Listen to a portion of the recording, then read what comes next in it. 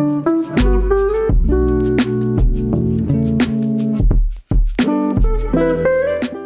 guys, welcome back to Imperfect Plans. If you are new, welcome. My name is Sydney. If you're not new, you probably realize that I haven't recorded a video in a very long time, but I'm here, I'm back. I really wanted to give you guys a review of my Plum paper planner I just got. I've already opened it. I got this last week. I couldn't wait, but I haven't planned in this yet. So I want to do a little walkthrough with y'all to show y'all what it looks like on the inside. I've never gotten a teacher planner before from there. I am not a teacher, but as you can see from here, I'm planning on homeschooling my daughter, who is only 3 years old. So I'm kind of using homeschool loosely here, but my daughter is on the spectrum. She's nonverbal.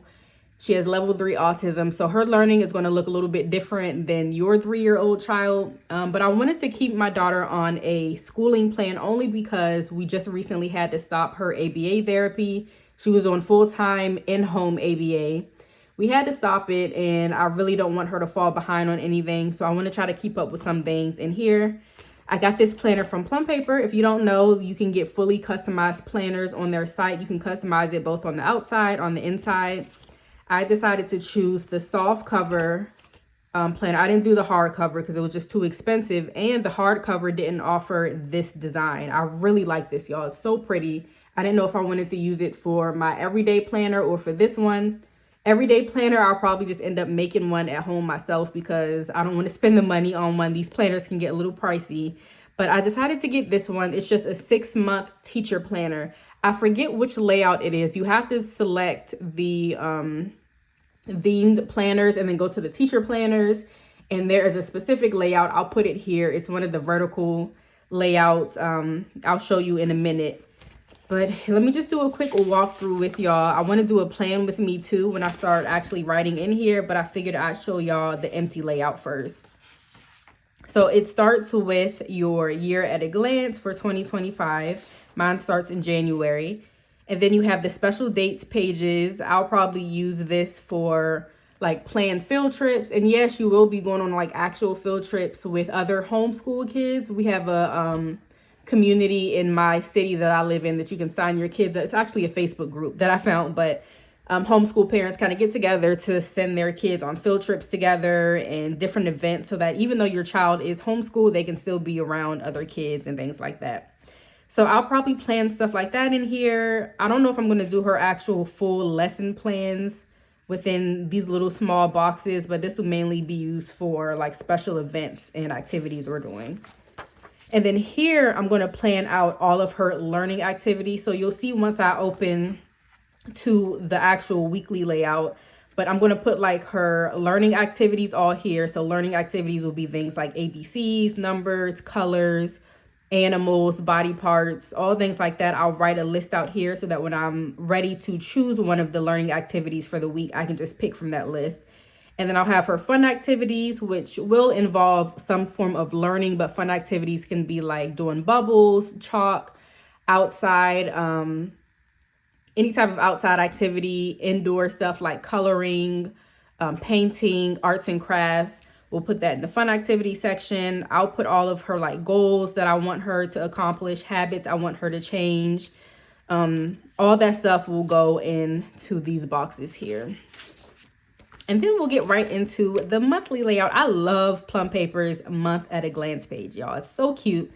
But yeah, I will use this page. I'm obviously not going to use the birthdays because this is specifically for homeschool planning.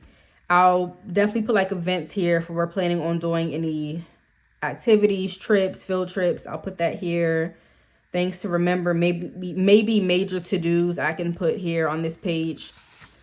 I don't know what I'll use for this, but I usually do find something to use this extra page for in like my everyday planner. So maybe I'll find something for this planner as well. Now, I did opt for the lines in here, if y'all can see. I've never put lines in my monthly calendar page, but I decided to do it this time because I have really bad handwriting. At least I think I do. So I figured the lines may help a little bit with that.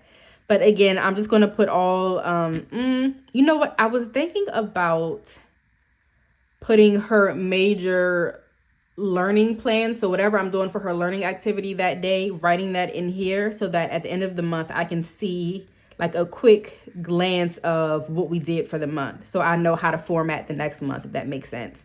So I think I'm going to write that in here. And then, of course, different activities, field trips, things like that we'll be doing. I'll put that in here as well. Okay, right into the weekly layout. So this is the one I chose, y'all. Let me give you an up-close view. So over here, I have the to-do list. I'll put things like if I need to print worksheets or if I need a plan for a specific activity or whatever we're doing, I'll write that all out in here. Now, my weekly themes, you can see here, I'm actually going to do a different theme each month. So my first theme for starting in January, I know I want to do colors as the theme. And what I did, y'all, I made this little box. So this is actually a cloth and paper, one of the cloth and paper package boxes. I always keep them whenever I get them because they're such nice boxes, and I'll use them around my house for different storage things. But I use this one. I just got some colorful tape from Walmart, and I just taped this up. It's not super pretty. I am missing some colors because tape is expensive, y'all. So I only got like a select few. But yeah, I'm going to use this color box. And what I'm going to do is, I don't know if I'm going to do it every day because I don't want her to get bored of it. But maybe like twice a week, what I'm going to do is fill this box up with all items of the same color. I got the idea from Miss Monica, you know, on YouTube. But I'll fill it with different things, like maybe I'll find a blue ball, a blue block, maybe a blue spoon, a book that's blue, a bunch of some random toys she may have, like small little cars that can fit in here that are the color blue. It's all going to be the same color. She'll get super excited to open the box. She already sees the box and is excited whenever she sees it. But I'm going to let her open it up maybe twice a week, and it'll have something different inside. Everything will be the same color. So that's just something small. Again, my daughter's only 3 years old. Something like that will excite her. My first one up here, I titled Learning Activity. Let me put this down. I don't know why I'm holding this, y'all. I titled Learning Activity. Down here is her fun activity. So learning activity, again, we talked about this earlier, but that'll be things like ABCs, numbers, colors. She loves ABCs, y'all. Like, she loves looking at letters. She always has this big case of like magnetic letters that she'll carry around with her. And she absolutely loves them. She'll make me and my husband do the letters with her all day, every day. So she knows her ABCs. Like, if you ask her where the letter A is or B or C, she'll know how to pick it out. She just won't verbalize it. Okay, so yeah, we'll do the learning activity. And again, that'll only be like a 20-minute activity every single day, Monday through Friday. And what I'm going to do is in this little block here, I'll probably write so the time and days we're going to do the learning activity. And then I'll plan each specific thing on each day's block. Fun activity will be things like arts and crafts, painting, coloring.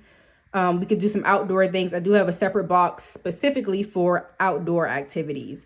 Because I want to try to make sure I actually get her outside at least once a day, at least try to. It's winter time now, so it's super cold right now.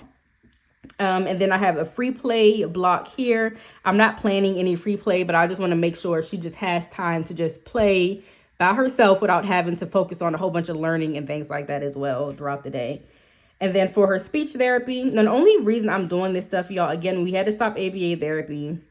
She won't be able to do speech therapy right now either because we had issues with our insurance. My husband started a new job and we didn't realize that the new job wouldn't start his insurance for another 3 months.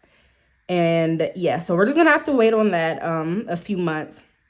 But I feel like I've learned a lot with speech therapy. As much as I can, I do follow a lot of speech therapists that kind of teach parents how to do at-home stuff. So I'm going to do my best, y'all. I'm no expert, but we're going to do speech therapy probably twice a week. I'm thinking Tuesdays and Fridays, again, only for like 30 minutes. And we'll see how it goes. I'm going to do my best, but I don't know, y'all. Then I have a space down here for worksheets, which I already have a bunch printed out. Do I have it here? Yeah, let me see. So I printed out a few worksheets. These here up front are getting hung on the wall. I'm going to get some construction paper, hang this stuff on our wall, including her schedule that I made for her. But all this other stuff, so all these are actually tracing worksheets, at least this stack that I have here are all things for tracing. I have multiple copies of certain ones. Like I want her to get this kind of down first, the straight line, and then she can go to like the zigzag lines and the more intricate ones like that. This one is name tracing. So this first one we're going to do on the first day that we start. And then I'll let her color this and we can hang it up on the wall. But after that, we do have the actual name tracing. I have a few copies of that she'll be able to do. I have some picture tracing.